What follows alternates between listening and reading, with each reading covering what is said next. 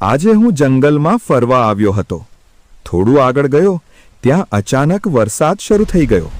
રહેવા માટે કંઈ જ ન હતું.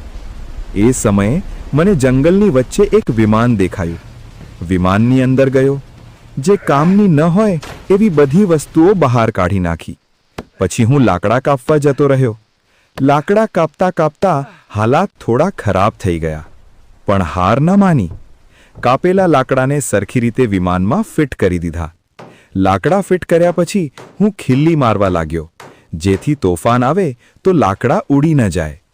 કામ કરતા કરતા અચાનક બહુ ભૂખ લાગી, એટલે મેં ચા મૂકી અને સાથે માછલી પકાવવા લાગી ગયો. માછલી ખાઈને ફરી કામ પર લાગ્યો. બધી વસ્તુઓ સરખી રીતે મૂકી બધું સેટ કરી દીધું. બધું તૈયાર થયા પછી હું શાંતિથી ચા પીવા બેસી ગયો. આ મારી ટ્રીપનો વિડિયો હતો. તમને કેવો લાગ્યો? કમેન્ટ કરીને જરૂરથી કહેજો.